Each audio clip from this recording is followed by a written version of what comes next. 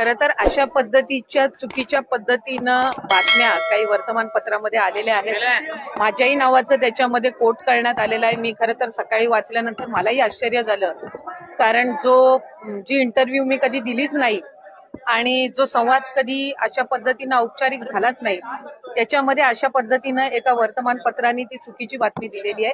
लाडकी बहीण योजना अतिशय बारकाईनं आम्ही राबवलेली आहे. साधारणपणे 2,40,00,00,000 पेक्षा अधिक महिलांपर्यंत आज या योजनेचा लाभ पोहोचत आहे आणि ही योजना सुरू झाल्यापासून त्याची चांगल्या पद्धतीनं स्क्रुटिनी करणं, 2.5 लाखापेक्षा कमी उत्पन्न असणारे, 1 लाखापेक्षा कमी उत्पन्न असणाऱ्या माता भगिनींचे फॉर्म भरून घेणं, ते ऑनलाईन करणं, आधार सीडिंग करणं, अशा पद्धतीनं ते केलं गेलेलं आहे.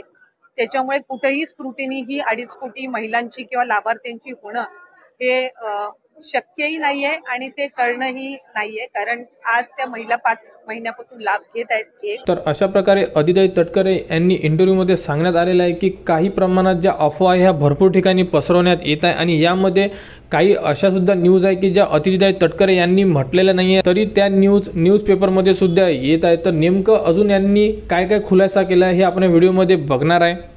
आणि दुसरी गोष्ट म्हणजे कोणाची जर तक्रार त्या संदर्भामध्ये पुढं मागं कधीही, म्हणजे आज मी आमदार म्हणून आपल्या सर्वांसोबत संवाद साधत आहे, मंत्री म्हणून मी त्या विभागाचं काम केलेलं आहे, पुढं मागं कधीही त्या संदर्भातली कुठली स्पेसिफिक तक्रार जर आली तर त्या संदर्भातला जो काही तेवढ्या पुरतची स्क्रुटिनी करण्याचा, म्हणजे उदाहरणार्थ एखाद्या XYZ जिल्ह्यातल्या 100 लाभार्थ्यांबद्दल जर तक्रार झाली तर त्या 100 लाभार्थ्यांपुरतची चौकशी करायची किंवा नाही हा सुद्धा, किंवा स्क्रुटिनी करायची किंवा नाही हा सुद्धा निर्णय हा शासन जर तशा पद्धतीचं कधी काही घडलं किंवा आलं तर त्या संदर्भामध्ये घेण्यात येईल.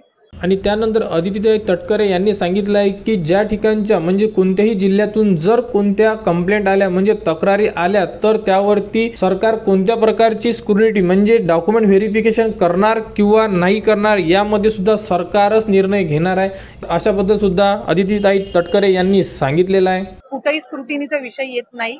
लाभार्थ्यांना त्यांच्या जो काही लाभाचं वाटप आहे किंवा डीबीटी आहे हे ज्या वेळेला राज्याचे मुख्यमंत्री देवेंद्रजी फडणवीस साहेब, उपमुख्यमंत्री एकनाथजी शिंदे साहेब आणि उपमुख्यमंत्री अजितदादा यांच्या मंत्रिमंडळामध्ये किंवा मीटिंगमध्ये ज्या वेळेला तशा पद्धतीच्या सूचना दिल्या जातील त्या पद्धतीनं पुढचं डीबीटी हे निश्चितपणाने होईल.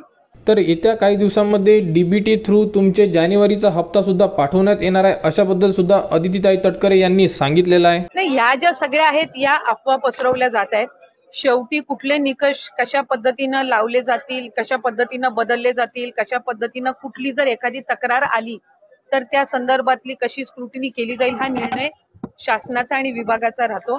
त्याच्यामुळे अद्याप तरी त्या संदर्भामध्ये कुठेही चर्चा नाही, अद्याप त्या संदर्भामध्ये कुठेही चौकशी किंवा कुठेही त्या संदर्भातली कारवाईचा विषय झालेला आहे. तर ज्याही ठिकाणी अफवा पसरवल्या जात असेल तर त्यावर लक्ष देऊ नये अशाबद्दल सुद्धा सांगण्यात आलेलं आहे. तर तुम्ही या व्हिडिओमध्ये संपूर्ण अपडेट बघितले आहे की लाडकी बहीण योजना ही योजना सुरूच राहणार आहे, बंद होणार नाही आहे आणि यामध्ये जे कागदपत्रे पडताळणी असणार आहे हे सर्व महिलांचे होणार नाही आहे, याबद्दल सुद्धा सांगण्यात आलेलं होतं आणि या व्हिडिओमध्ये सुद्धा सांगण्यात आलेलं आहे. आणि अदिती तटकरे यांनी संपूर्ण ज्याही अपडेट आहे या व्हिडिओमध्ये सांगण्यात आलेलं आहे. आणि तक्रारी आल्या तरच आम्ही कागदपत्रे पडताळणी करू, अन्यथा कागदपत्र पडताळणी होणार नाही आहे, याबद्दल सुद्धा सांगण्यात आलेलं आहे. आणि कागदपत्र पडताळणी करायची किंवा नाही करायची यावरती सुद्धा सरकार निर्णय घेणार आहे, त्यामुळे कोणत्याही महिलांना घाबरण्याचं कारण नाही आहे. तर लाडकी बहीण योजना ही सुरूच राहणार आहे, कोणत्याही महिलाची लाडकी बहीण योजना ही बंद होणार नाही आहे, याबद्दल सुद्धा अदिती तटकरे यांनी संपूर्ण माहिती दिलेली आहे. तर लाडक्या बहिणींना एकच विनंती आहे की अफवा पसरवत असलेल्या